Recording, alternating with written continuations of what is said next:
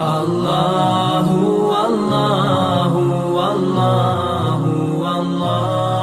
السلام علیکم ورحمۃ اللہ وبرکاتہ۔ ہماری زندگی میں اذکار کا، تسبیحات کا بہت ہی اہم رول ہے۔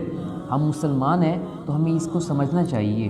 ایک شخص ہیں ابن کثیر، وہ فرماتے ہیں کہ تم اپنے آپ کو نا اذکار سے ڈھانپ لو، تم اپنے آپ کو نا اذکار سے ڈھانپ لو، اس کا غلاف پہن لو، یہ تمہیں انسانوں کے اور جنات کے شر سے محفوظ رکھے گا۔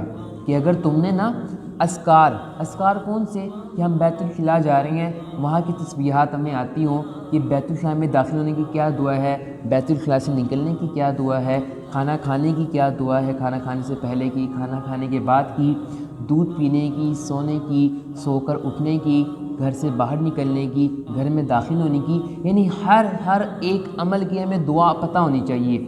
یہ ہیں تسبیحات اور اذکار۔ وہ فرماتے ہیں ابن کثیر کہ اگر تم اپنے آپ پر اذکار کا غلاف پہن لو گے تو یہ تمہیں انسانوں کے اور جنات کے شر سے محفوظ رکھے گا، تمہاری حفاظت کرے گا۔ اور دوسرا وہ فرماتے ہیں کہ اگر تم استغفار کا غلاف پہن لو گے، استغفار کی کثرت کرو گے تو کیا ہوگا، تو یہ تمہارے روز و شب کے گناہ مٹا دے گا، انہیں معاف کر دے گا، معاف کروا دے گا۔ تو یعنی کیا فرمایا گیا کہ یہ بھی تسبیحات میں آتا ہے۔ ہمیں پتہ ہونا چاہیے کہ ہمیں اذکار آنے چاہیے کہ ہم کوئی بھی عمل کر رہے ہیں۔ اب دیکھیے میں گھر میں داخل ہو رہا ہوں، مجھے پتہ ہونا چاہیے کہ گھر میں داخل ہونے کی کیا دعا ہے، رسول اللہ صلی اللہ علیہ وسلم کا کیا معمول تھا کہ رسول اللہ صلی اللہ علیہ وسلم جب گھر میں داخل ہوتے تھے تو کون سی تسبیحات کرتے تھے، جب رسول اللہ صلی اللہ علیہ وسلم جب گھر سے نکلتے تھے تو کیا دعا کرتے تھے۔ یہ ہمیں سیرت سے پتہ چلتا ہے، یہ ہمیں سنتوں سے پتہ چلتا ہے۔ جب ہم اللہ والوں کے ساتھ اٹھتے بیٹھتے ہیں ہمیں تب وہاں سے پتہ چلتا ہے کہ یہ کیا چیزیں ہیں، کون سی تسبیحات ہیں، یہ کون سے اذکار ہیں۔ جب ہم ان کے ساتھ اٹھیں گے بیٹھیں گے ہمیں تب پتہ چلے گا۔ اذکار کی کوشش کریں کہ ہمیں ہر موقع کی، ہر لمحے کی ہمیں تسبیحات پتہ ہونی چاہیے۔ کہ جب ہم سو رہے ہیں تو ہمیں پتہ ہونا چاہیے کہ سونے کی کیا دعا ہے، جب ہم سو کر اٹھ رہے ہیں ہمیں تب پتہ ہونا چاہیے کہ سو کر اٹھنے کی کیا دعا ہے۔ ہم کھانا کھانے لگے ہیں ہمیں پتہ ہو کہ کھانا کھانے کی کیا دعا ہے، کھانا کھانے کے بعد کی کیا دعا ہے۔ بیت الخلاء جا رہے ہیں، خاص طور پہ بیت الخلاء کی تو ہمیں اپنے بچوں کو خاص طور پہ اہتمام کرنا چاہیے۔ زیادہ کریں تو یہ کرنے کے بنے بنائے بینر ملتے ہیں چھوٹے چھوٹے سے، اگر وہ نہ ملیں تو آپ کیا کریں، خود ہی ایک ہاتھ سے لکھ لیں کسی پیج پر اور دیوار پر لگا دیں، بیت الخلاء کی باہر، واش روم کی داخل ہونے کی بھی دعا اور باہر نکلنے کی بھی دعا بیت الخلاء سے۔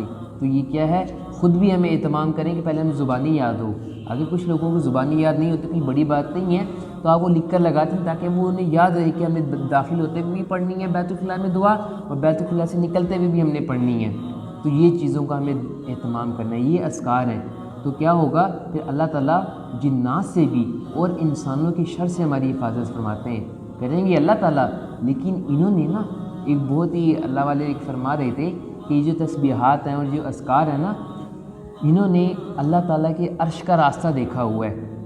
یہ سیدھا جو بھی آپ دعائیں مانگتے ہو، یہ جتنی بھی آپ تسبیحات اور اذکار کرتے ہو، انہوں نے اللہ تعالیٰ کا نا عرش کا راستہ دیکھا ہوا ہے، سیدھا یہ عرش کی طرف جاتی ہیں۔ تو اسی لیے ہمیں ان کا اہتمام کرنا چاہیے۔